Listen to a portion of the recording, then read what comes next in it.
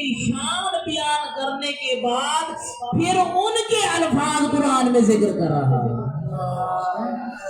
اب غور کریں، یہ اہل بیت کے اپنے الفاظ ہیں جو اللہ قرآن میں کہہ رہا ہے۔ اہل بیت کیا فرماتے ہیں؟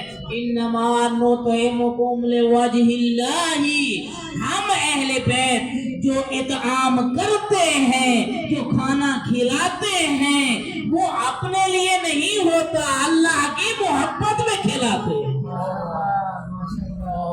الفاظ کہاں پہ آئے؟ قرآن ہیں۔ کن کے الفاظ؟ اہل بیت کے الفاظ۔ تو اگر ہم غور و فکر کریں، بہت سارے مقامات پر اللہ تعالی یا فضائل اہل بیت اپنے الفاظ میں بیان کر رہا ہے، یا خود اہل بیت کے الفاظ قرآن میں ذکر کر رہا ہے۔ کبھی کہتا ہے وَمَا تَشَاءُونَ إِلَّا أَن يَشَاءَ اللَّهُ، یہ میرے اہل بیت وہ ہیں جو میری مرضی کے بغیر حرکت ہی نہیں کرتے۔ پھر اس کا معنی یوں بھی کیا جاتا ہے بزرگان محترم، میں اللہ ان کی مشیت کے مطابق انجام دیتا ہوں۔ وَمَا تَشَاءُونَ إِلَّا أَن يَشَاءَ اللَّهُ، اہل بیت تم وہی چاہتے ہو جو اللہ چاہتا ہے۔ اور پھر اللہ یہ بھی بیان کرتا ہے اہل بیت جو تم چاہتے ہو وہ اللہ کر دیتا ہے۔ واقعہ عجیب ہے، سامنے موجود ہے۔ اللہ نے جانب عید کا موقع ہے، حسنین شریفین کے پاس کپڑے نہیں ہیں یا ہیں تو انہوں نے خواہش ظاہر کی ہمارے بھی نئے کپڑے ہونے چاہیے۔ بی بی زہرا نے کہہ دیا آپ کے کپڑے ہیں۔ اللہ تو اللہ تعالیٰ نے ان کے مطابق تیار کر کے جوڑے جنت سے بھیج دیے۔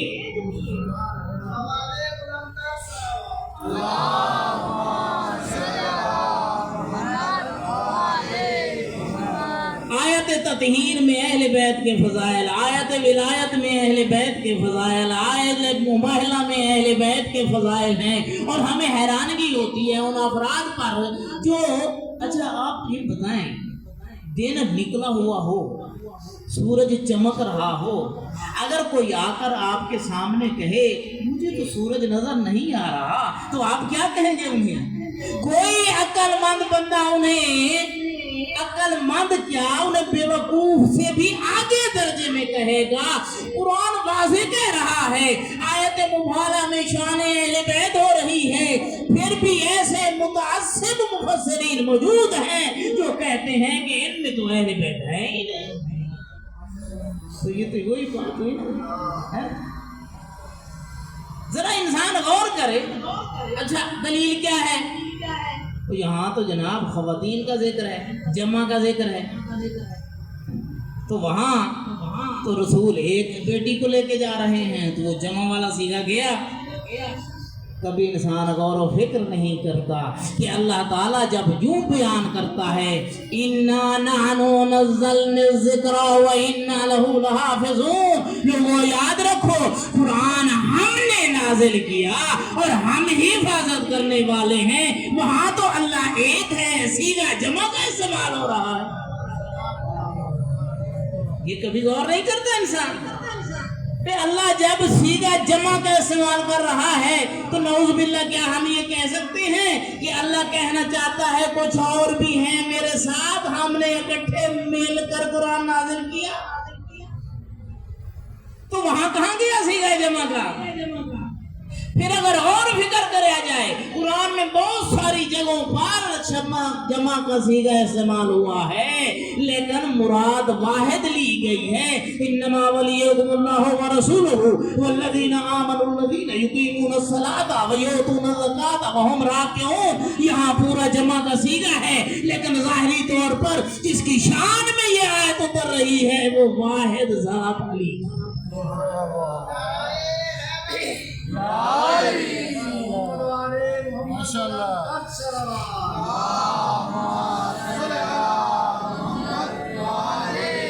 وَيُطْعِمُونَ الطَّعَامَ، یہ اطعام کرتے ہیں، کھلاتے ہیں۔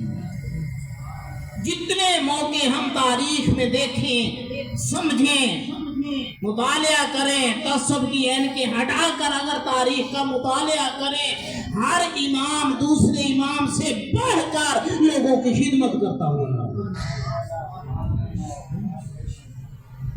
کبھی زندگی میں پتہ چل جاتا تھا، کبھی ان کی شہادت کے بعد پتہ چلتا ہے۔ کبھی یہ پتہ چلتا تھا کہ امام چہارم کی جب شہادت ہوتی ہے تو جب غسل دیا گیا نا تو امام محمد باقر علیہ السلام فرماتے ہیں میرے والد گرامی قدر کی پوشت پر وہ جو سامان اٹھا کر گھروں میں دینے جاتے تھے ان کے نشانات ابھی تک موجود ہیں۔ بزرگان محترم، دو شہادتیں رسول گرامی قدر کی عظمت، وَرَفَعْنَا لَكَ ذِكْرَكَ، سورۃ الشرح میں اللہ تعالیٰ أَلَمْ نَشْرَحْ لَكَ ذِكْرَكَ صدرک، ہم نے تیرے سینے کو نہیں کھول دیا۔ وہاں اللہ فرماتا ہے وَرَفَعْنَا لَكَ ذِكْرَكَ، میرا رسول ہم نے تیرا ذکر اتنا بلند کر دیا ہے کہ دنیا جب تک چلے گی تیرا ذکر اس وقت تک ہوتا رہے گا، کیونکہ تو رحمت للعالمین ہے، تو وہ ہے لولاک لما خلقت الافلاک، تیری وجہ سے تو یہ ہم نے زمین بنائی، تیری وجہ سے تو ہم نے یہ آسمان بنایا، تیری وجہ سے ستارے بنائے، تیری وجہ سے یہ چاند بنائے، یہ سورج بنائے، یہ پورے جو ہے نا وہ دنیا بچھائی، یہ کائنات چلائی، وہ تیری وجہ سے ہے۔ اور ایک اور مقام پر اللہ تعالیٰ یہ بھی فرماتا ہے، لوگوں یاد رکھو، یہ جتنی جو ہے نا سورہ حدیث کساء میں جب ہم پڑھتے ہیں تو اللہ تعالیٰ یہ فرماتے ہیں یہ ہم نے کشتیاں چلائیں تو اہل بیت کی محبت میں، یہ چاند چلایا تو اہل بیت کی محبت میں، یہ سورج کی روشنی دی تو اہل بیت کی محبت میں، یہ کائنات بنائی تو اہل بیت کی محبت میں، بلکہ اگر یوں کہوں یہ پوری دنیا یہ فساد بچائی ہے تو ہم نے اہل بیت کی محبت میں دیکھا۔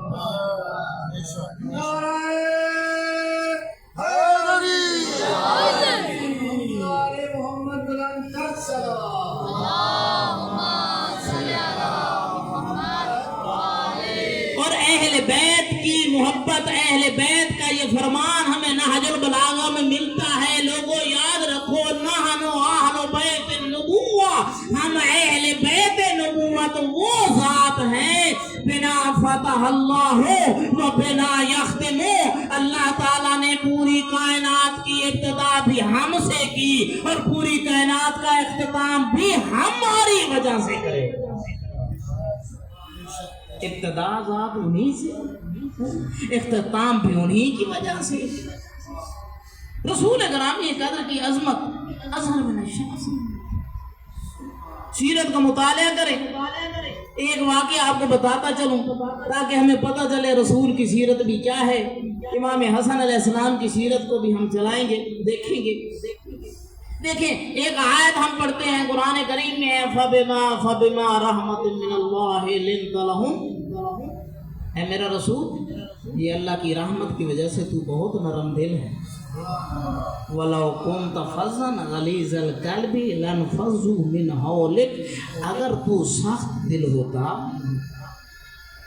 درست طبیعت کا ہوتا، لَانفَضُّوا مِنْ حَوْلِكَ، تو یاد رکھ میرا رسول یہ جو لوگ جوک در جو تیرے اخلاق سے متاثر ہو کر، تیری اہل بیت کے اخلاق سے متاثر ہو کر مسلمان ہو رہے ہیں، تو کوئی مسلمان نہ ہوتا اور تمہیں چھوڑ کے چلا جاتا۔ یہ اللہ کی رحمت سے تو بڑا نرم دل ہے، اور یہ تاریخ کے جملے ہیں۔ حضرت رسول گرامی قدر نے پوری زندگی تلوار نہیں، کیا نعوذ باللہ تلوار چلانا نہیں، یہ ہو ہی نہیں سکتا، اور اتنے نرم نہیں۔ ایک یہودی جو ہے نا وہ آ کر کہتا ہے، اے محمد مجھ سے آپ نے قرضہ لیا تھا بڑا عرصہ، مجھے دے۔ رسول پاک نے فرمایا اس وقت تو میرے پاس نہیں ہے، اور نہیں میں تو لے کے جام چھوڑوں گا۔ کہا ٹھیک ہے آؤ بیٹھ جاتے ہیں، جب مجھے کہیں سے آ جائیں گے آپ کو دے کے پھر میں جاؤں گا۔ بیٹھ کے سارا دن گزر گیا، ساری رات گزر گئی، وہیں نمازیں پڑھ رہے ہیں، وہیں جو ہے نا کر رہے ہیں، اصحاب دل ملا رہے ہیں اور کہہ رہے ہیں مولا ہمیں اجازت دیجیے، ہم اس سے پوچھیں، کہا نہیں آپ بیٹھو، آرام سے بیٹھو۔ دوسرا دن جب شام ہوئی نا، جیسے ہی شام ہوئی تو یہودی نے کہا یا محمد مجھے کلمہ پڑھائیے، میں دیکھنا چاہتا تھا کہ نبیوں ہماری کتابوں میں لکھا ہوا ہے کہ جو آخر الزمان نبی ہوگا وہ صبر میں اتنا بلند ہوگا، آپ جتنی اذیتیں دو گے وہ آپ کو اذیتیں نہیں دے گا۔ تو رسول پاک نے فرمایا یہ طریقہ ٹھیک تھا اے میرے اصحاب، یہ وہ جو تم چاہتے تھے۔ ایک شخص آتا ہے رسول گرامی کا تو خدمت ہوئی، آپ ایک باغ میں تشریف رکھتے تھے، اصحاب بھی پاس موجود تھے۔ ایک شخص آیا، اس نے کمبل لپیٹی ہوئی تھی، محسوس یہ ہو رہا تھا کوئی اس کے اندر کوئی چیز بھی ہے، کھڑا ہوا، نام لے کر پکارنے لگا یا محمد۔ عربوں میں نام سے پکارا جانا بڑی ذلت سمجھا جاتا ہے، نام سے نہیں پکارا یا کنیہ سے پکارا جائے گا، لقب سے پکارا جائے گا۔ جب اس نے یہ کہا نا، اصحاب پریشان ہو گئے، اچھا گستاخی کرنے لگا، کچھ الفاظ بولنے لگا۔ اب جو محبت والے محبت ہے، اصحاب کو محبت تھی، انہوں نے کہا یا رسول اللہ ہمیں اجازت ہے، ہم اس کو منہ بند کر لیں۔ کہا نہیں آپ بیٹھیں، دیکھیں یہ کہنا کیا چاہتے ہیں۔ جب وہ کچھ باتیں کیا کر لیں تو حضرت نے اپنے نواسے امام حسن کو مخاطب کر کے کہا اے بیٹا حسن ذرا اسے جواب دے، ذرا غور کریں۔ امام حسن سامنے کھڑے ہوئے، کتنا سن ہوگا؟ 2 ہجری میں آپ کی ولادت باسعادت، 2 ہجری تو 11 ہجری میں رسول گرامی قدر کا وصال ہے، تو اس کا مقصد 7-8 سال۔ تو وہ گستاخی کے لہجے میں کر رہا میں اس بچے سے کیا بات کروں، یہ بچہ کیا بات کرے گا؟ امام حسن علیہ السلام نے کہا اے فلاں، جب نام لیا نا اس کے کان کھڑے ہوئے، اے فلاں تو اپنے حالات خود بتاتا ہے جہاں سے چل کے آیا ہے یا میں تمہیں بتلاؤں؟ پھر اس نے گستاخی کی، تمہیں کیا پتا میں کہاں سے آیا ہوں؟ کہا پھر بتاؤں تمہیں؟ کہا اگر آپ نے بتا دیا تو میں ایمان لے آؤں گا۔ اب حضرت امام نے فرمایا تو فلاں گاؤں کا ہے۔ اس گاؤں میں ایک میٹنگ ہوئی تھی، سارے بڑے بڑے لوگ اکٹھے ہوئے، انہوں نے کہا کسی طریقے سے حضرت محمد کو قتل کر دیا جائے، انعام رکھا۔ تو جب گھر واپس آیا تیرے دل میں انعام کا لالچ بلند ہوا، تو نے ایک خنجر لیا، اسے تیز دھار کروائی، اسے زہر سے بجھایا جو ابھی بھی تیرے پاس ہے، ابھی بھی تیرے پاس ہے، تو لے کر وہاں سے چل پڑا۔ راستے میں تمہیں بہت ساری مشکلات پیش آئیں، اتنی مشکلات پیش آئیں تو گھبرا گیا، تو نے کہا اتنی زندگی میں کبھی مشکلات پیش نہیں آئیں، پھر تو رک گیا، لیکن پھر انعام کے لالچ میں پھر چل پڑا۔ بارش فلاں علاقے میں شروع ہو گئی اور تو بارش کی وجہ سے تیرا پاؤں ایک جگہ پھسلا، تو گر گیا تھا، تیرے گھٹنے پر چوٹ بھی لگی تھی اور تیری چوٹ ابھی بھی موجود ہے۔ تو لگڑا کے جب تو نے دیکھا کہ میں چل نہیں رہا، پھر تیرا ارادہ تبدیل ہوا، پھر شیطان حاوی ہوا اور میرے دل میں انعام کا لالچ بلند ہوا اور تو وہاں سے پھر چلتا چلتا یہاں تک آ گیا ہے۔ اب اپنی زبانی بتا کیا ایسا نہیں ہے، اور نکال وہ خنجر جو تو نے چھپایا ہوا ہے اور انہیں بتا۔ جب یہ بات سنی نا فوراً خنجر نکال کے پھینک دیا، ہاتھ باندھ کر کہا یا رسول اللہ جس کے نواسے اتنا علم رکھتے ہوں ان کے نانا کے علم کی کیا حالت ہوگی؟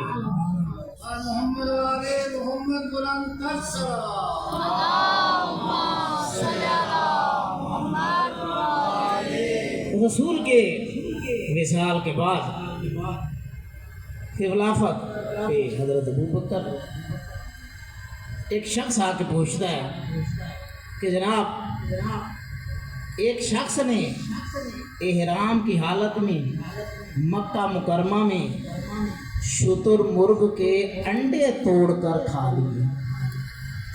एक और है ना, ये बात समझ आ रही है ना, एक फिकी मसला।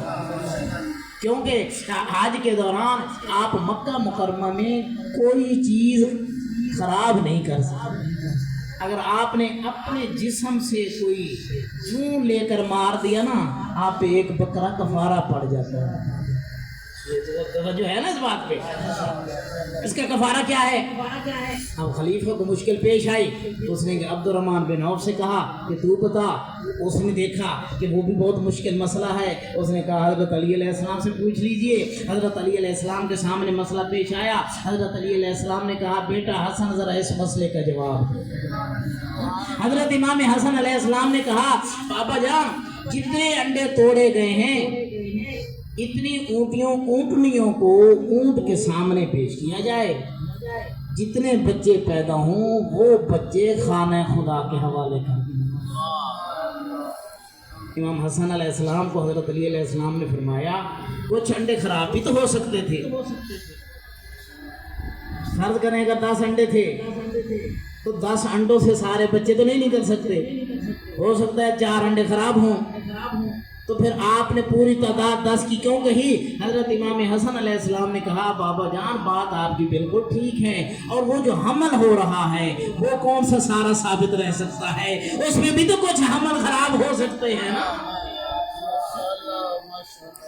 बुजुर्गान मोहतरम याद रखिए, इमाम वक्त हर सिफत में बुलंदो बाला, कोई ऐसी दुनिया की सिफत नहीं है कि जिसमें वक्त का इमाम उस सिफत में माहिर न समझे।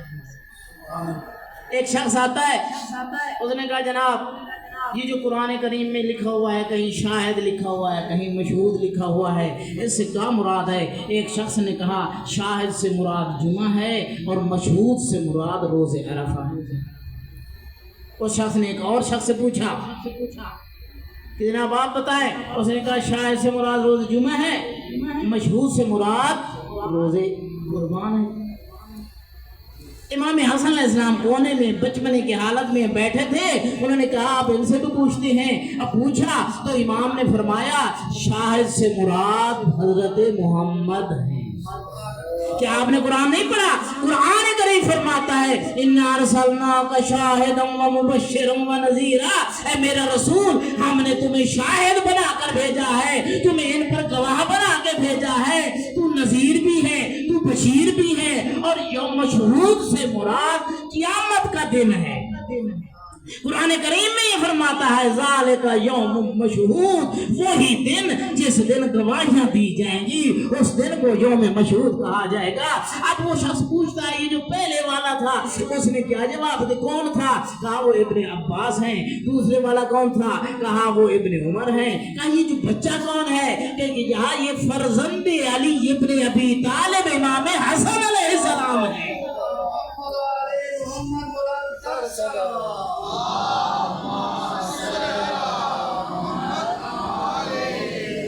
उसने कहा अली के बेटे हैं तो उनके लिए तो खुद हजरत अली फरमाते हैं सलूनी सलूनी कबला अंतफ के दूनी, पूछ लो मुझसे जो पूछना चाहते हो, मैं आसमानों के रास्ते जमीन से बेहतर। बुजुर्गान मोहतरम फरमान जो मैंने पढ़ा है जरा इस पे गौर करें। इमाम हसन मुज्तबा ये फरमाते हैं नानो रेहाना रसूलिल्लाह वो सैयदा शबाब अहलिल जन्ना, हम दो भाई रसूल ग्रामी कद्र के फूल हैं, फूल। सैयद शबाब अहलिल जन्ना, सैयद शबाब अहलिल जन्ना है। और यहाँ पर एक लफ्ज़ उन्होंने फरमाया फलान अल्लाह मन यतक़द्दमु व युक़द्दिमु अलैना अहदन, जो शख्स हमसे आगे बढ़े या किसी को हम पे मुक़द्दम करे अल्लाह की उस पे लानत। जो भी हमसे आगे बढ़े या किसी को हम पे मुकद्दम करे, बात गौर फिक्र कर ले। लोगों को समझ आ जानी चाहिए कौन किसको मुकद्दम कर रहा है। हजरत अली भी मौजूद हों اور لوگ کسی اور دروازے پہ جا رہے ہوں، حسن بھی موجود ہوں لوگ کسی اور کے دروازے پہ جا رہا ہوں، حسین بھی موجود ہوں لوگ کسی اور دروازے پہ جا رہے ہوں۔ اور یہ پائتن پاک کے متعلق تو نص قرآنی موجود ہے نا کہ آیت تطہیر میں یہی پائتن پاک موجود ہے جن کی طہارت کا یہ عالم ہے کہ نجاست کو جرت نہیں ہے کہ وہ ان کے پاس آ سکے، ان کو جرت نہیں ہے کہ وہ ان کے پاس آ سکے۔ امام حسن علیہ السلام عبادت میں بلند مقام رکھتے ہیں، اور یہ ایک مشترک صفت ہے سب اماموں کی، جب بھی نماز پڑھنے کے لیے کھڑے ہوتے کانپنے لگ جاتے، اور ایسے جسم میں جو ہے نا وہ کپ کپی طاری ہوتی، جب پوچھا جاتا تو آپ یہی فرماتے پتہ نہیں ہے کس کے سامنے کھڑے ہو رہے ہیں۔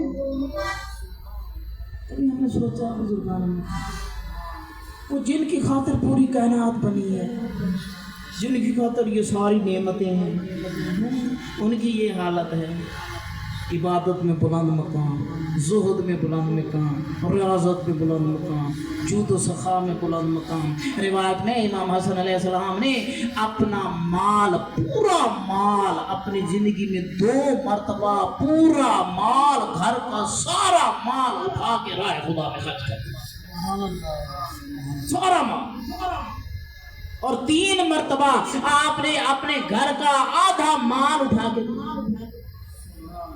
25 حج پاپ یاد غور کریں کیا کہنا چاہتے ہیں، حج کی اہمیت بتا رہے ہیں کہ حج کی کتنی اہمیت ہے، اور پاپ یادہ سواری بھی ساتھ ہوتی تھی، اور اتنی عظمت ذرا دیکھیں نا کہ امام علیہ السلام گزر رہے ہیں، ایک باغ میں ایک سیاہ بندہ بیٹھا ہوا ہے، ساتھ ایک کتا بیٹھا ہوا ہے، وہ کھانا کھا رہا ہے، ایک لقمہ خود کھاتا ہے، ایک لقمہ امام نے پوچھا یہ تو کیا کر رہا ہے؟ کہا جناب میں بھی اسی آقا کا غلام ہوں، یہ بھی اسی آقا کا غلام، اب حق نہیں پہنچتا کہ میں کھاؤں اور یہ نہ کھاؤں۔ آپ نے یہ خصلت دی کہ آپ نے اگر ذرا رکو، گئے اس مالک کے پاس، اب اسے خریدا، باغ کو بھی خریدا، خرید کر آئے اور کہا یہ باغ بھی تمہارا اور تم بھی اللہ کی راہ میں آزاد، تمہاری اس خصلت کی وجہ سے۔ کیا سمجھانا چاہتے تھے؟ غور ہے، اگر کسی کے پاس ہے تو دوسروں کو کھلائیں، ہے تو یہی نا حق، اگر ہے تو دوسروں کو کھلائیں جتنی ہو سکتی ہے، جتنا ہو سکتا ہے۔ اب اچھا اس کا مقصد یہ بھی نہ سمجھ لینا کہ جناب حاجی صاحب کہہ رہے ہیں ٹھیک ہے جی خود نہ کھاؤ تو باقی نہ کھلائی جاؤ، اس کا مقصد یہ بھی نہ سمجھ لینا، جتنی انسان کے پاس جرات ہے وہ دے سکتا۔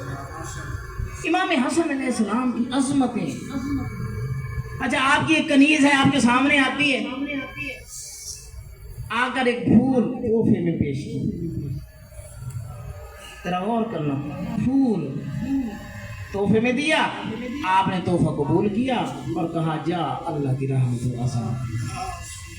سوال بیٹے شخص نے کہا جناب آپ نے اتنا بڑا یہ پھول ہی تو اس نے دیا ہے، تو آپ نے کہا قرآن کریم فرماتا ہے وَإِذَا حُيِّيتُم بِتَحِيَّةٍ فَحَيُّوا بِأَحْسَنَ مِنْهَا، جب بھی کوئی تمہارے سامنے سلام کرے تحفہ دے تو اس سے بڑھ کر تحفہ واپس کرو۔ انہوں نے یہ تحفہ دیا، اس سے بڑھ کر تحفہ یہی تھا کہ اسے راہ خدا میں آزاد کر دیا۔ محمد علی محمد بلند تر صلوات۔ بزرگان محترم، ہم جتنے واقعات ہم دیکھتے ہیں بھرے پڑے ہیں کتاب۔ صاحب بیٹھے تھے، امام حسن علیہ السلام کے سامنے ایک پرندہ آ گیا، اس نے گفتگو کی، امام علیہ السلام نے اسے جواب دیا، وہ پرندہ واپس چلا گیا، پھر ایک اور پرندہ ساتھ آیا، امام نے پھر گفتگو کی، دونوں پرندے واپس چلے گئے۔ اصحاب پوچھنے لگے اے مولا یہ کیا تھا ماجرا، اب ذرا غور کرنا۔ امام علیہ السلام نے فرمایا یہ ایک پرندہ میرے پاس آیا تھا، اچھا وہاں پر مؤنث مذکر کا ذکر نہیں ہے، اس نے آ کر شکایت کی، مذکر تھا تو مؤنث کی شکایت کی، مؤنث تھی تو مذکر کی شکایت کی، کہ یہ جو میرا جفت ہے نا، میرا جوڑا، یہ میرے ساتھ خیانت کر رہا ہے۔ امام نے کہا جاؤ اپنے وہ دوسرے حصے کو بلا کے لائے، جوڑے کو بلا کے لائے۔ وہ جب سامنے آیا نا تو امام علیہ السلام نے فرمایا اب تیرے میں ایک ذمہ کام لگا رہا ہوں۔ اس جفت سے کہا ہم اہل بیت کی ولایت کی قسم اٹھا کر کہو تم خیانت نہیں کرتے۔ اب ذرا غور کرنا، اب کہتے ہیں کہ اس پرندے نے ولایت اہل بیت کی قسم اٹھا کر کہا کہ میں نے خیانت نہیں کی۔ جیسے یہ لفظ بولے اس کا جو جفت جس نے شکایت کی، جیسے ہی اس نے سنا فوراً راضی ہو گیا اور امام سے کہا مولا ہم راضی ہیں، ہم اپنی شکایت واپس لیتے ہیں۔ تو امام وقت وہ ہے جو انسانوں کی زبان بھی سمجھے، حیوانوں کی زبان بھی سمجھے، جانوروں کی زبان بھی سمجھے، پرندوں کی زبان بھی سمجھے۔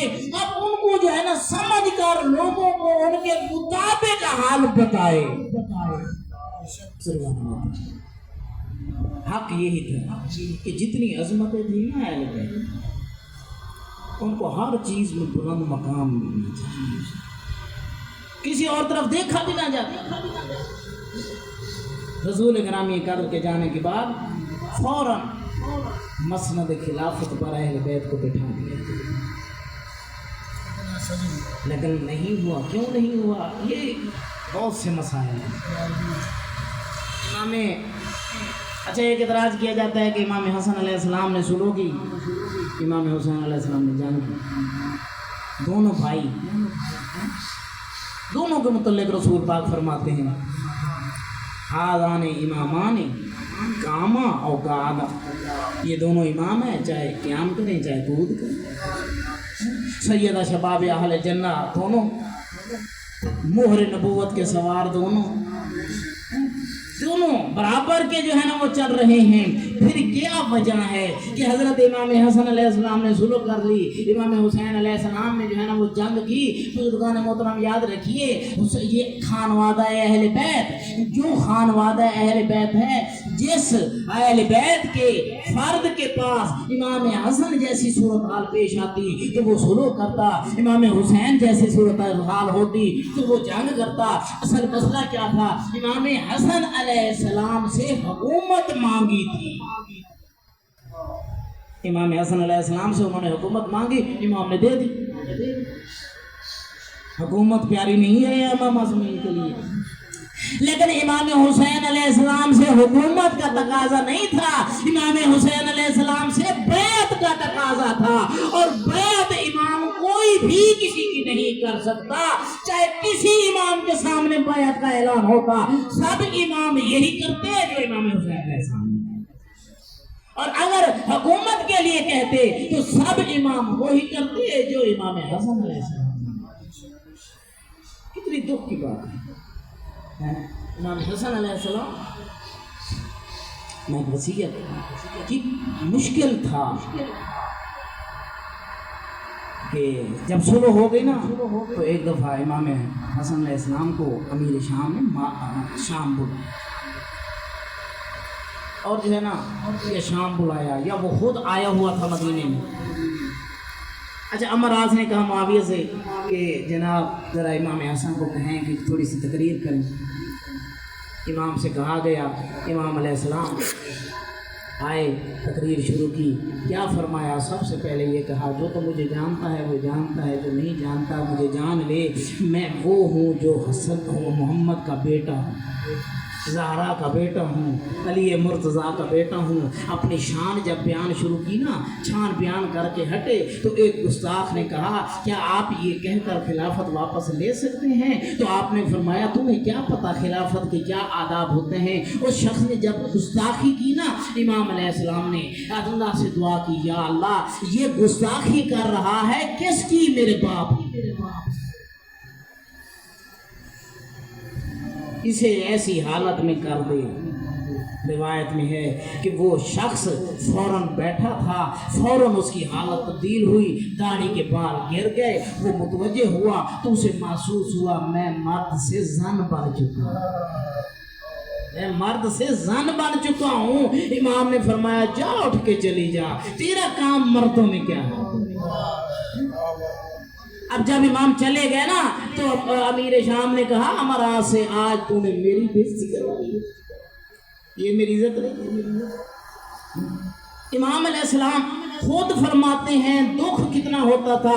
اچھا اس وقت نا جمعہ پڑھانا جو ہے نا وہ حاکم وقت کے ذمہ ہوتا تھا، کوئی اور جمعہ نہیں پڑھا سکتا تھا۔ اور امام حسن علیہ السلام کی سولوں کے بعد اب کیا ہوا تھا، مسند جو جمعے والے دن خطبہ دیا جاتا تھا، اس جمعے والے دن خطبہ میں حضرت علی علیہ السلام کے خلاف سب و شتم کیا جاتا تھا۔ اور اچھا سب لوگوں کو یہ حکم دیا جاتا تھا، قرآن کریم کی آیت ہے وَإِذَا نُودِيَ لِلصَّلَاةِ مِن يَوْمِ الْجُمُعَةِ فَاسْعَوْا إِلَىٰ ذِكْرِ اللَّهِ، اس آیت کو مد نظر رکھ کر حکم دیا جاتا تھا جو شخص جمعے میں نہیں آئے گا وہ واجب القتل ہوگا اور وہ کافر کے زمرے آئے گا۔ اب امام حسن علیہ السلام کو مجبوراً مسجد میں جانا پڑتا تھا۔ اب ذرا توجہ تو کریں، امام حسن علیہ السلام ہی بیٹھے ہوتے تھے اور منبر پر وہ شخص امام علی علیہ السلام پہ سب و شتم کر رہا ہو تو بتاؤ امام حسن علیہ السلام کی کیا حالت ہوگی۔ بس عزادارو امام حسن علیہ السلام ایک وصیت آپ کو سناتا چلوں، بی بی زہرا سلام اللہ علیہا نے آخری وقت جب آیا نا اب سب کو وصیت کی، حضرت علی علیہ السلام کو وصیت کی، حضرت حسن کو وصیت کی، حضرت حسین کو وصیت کی۔ اب زینب کو بلایا، کہا بیٹی زینب میرے پاس آ، 2-3 سال کی 4 سال کی زینب ہے۔ اب بٹھایا، کہا وہ صندوق جو اٹھاؤ، اسے کھولا، کہا دیکھو اس میں جو ہے نا کتنے کفن پڑے ہوئے ہیں۔ بی بی نے گنا، کہا 4 کفن پڑے ہوئے ہیں۔ تو بی بی نے کہا جنت سے 5 کفن آئے تھے، 1 کفن میں نے تیرے نانا رسول کو دے دیا ہے، ابھی کچھ لمحے گزریں گے تیری ماں کے لیے تو اس سے کفن مانگا جائے گا، یہ کفن تیری ماں کے لیے ہے، کچھ عرصہ گزرے گا ایک اور کفن مانگا جائے گا، وہ تیرے بابا علی کے لیے ہوگا، کچھ وقت گزرے گا ایک اور کفن مانگا جائے گا جو تیرے بھائی حسن کے لیے ہوگا۔ عزادارو یہاں پر رکی بی بی اور کہا یہ جو باقی 1 بچے نا یہ بھی کفن تیرے بھائی حسن کے لیے ہوگا۔ بی بی زینب نے کہا ماں تو میرے بھائی حسین کے لیے کفن۔ بی بی نے کہا اے زینب تیرے بھائی کے لیے کفن جنت سے نہیں آیا۔ بس زاداروں وہ وقت بھی آ گیا اور کتنا ایک فرمان سنے، امام حسین علیہ السلام یہ فرماتے ہیں جس گھر میں رباب ہو، جس گھر میں سکینہ ہو، مجھے وہ گھر بڑا پیارا لگتا ہے۔ اب امام کو بھی دیکھیے، ادھر امام حسن علیہ السلام جس کی زوجات زہر دے رہی ہے، 1 لاکھ درہم اسے زہر دینے کا دیا گیا۔ بس زادارو 3 مرتبہ زہر دی گئی اور آخری مرتبہ کیا تھا، امام حسن علیہ السلام روزے سے ہے، روزہ افطاری کا وقت ہوا، اب جو ہے نا پیاس تھی، اس جودت ابن اشعث نے زہر ملا کر دے دیا۔ امام نے جو کچھ گھونٹ پیے امام کو زہر کا احساس ہوا، رکھ دیا اور کہا اللہ تعالیٰ تجھے جو ہے نا وہ جہنم میں داخل کرے، تو نے اپنے شوہر کو زہر دے دیا۔ بس زادارو 3 دن آپ اس بیماری کی حالت میں رہے۔ ایک دن آپ کا کیا حالت ہوئی کہ آپ کے جگر کے ٹکڑے باہر نکل رہے ہیں، تشت میں پڑے تھے، سنا بی بی زینب عالیہ آ رہی ہے۔ امام نے فرمایا بھیا حسین اس تشت کو جلیدہ کر دو، بہن زینب صبر نہیں کر سکے گی، میں کہوں گا مولا۔ بی بی زینب نے نانا رسول کی میت کو بھی دیکھا، زہرا کا جنازہ رات کو اٹھتے دیکھا، علی کا جنازہ۔ اب ذرا غور کریں نا جی، 5 تن پاک کے جنازے اگر ہم غور و فکر کریں، حضرت رسول گرامی قدر کے جنازے میں 11 افراد شریک ہیں۔ حضرت زہرا کا جنازہ رات کو اٹھایا گیا، 6 سے 7 افراد۔ حضرت علی علیہ السلام کے جنازے اٹھانے کے لیے 2 فرد، آگے جنازہ خود بخود اٹھ رہا ہے، یہ پہلا جنازہ ہے۔ اور اگر امام حسین علیہ السلام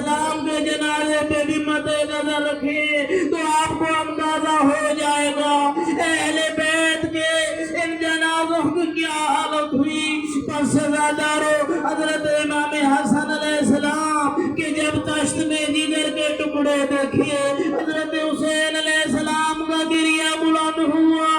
امام نے فرمایا بھیا کیوں رو رہے ہیں؟ کہا بھائی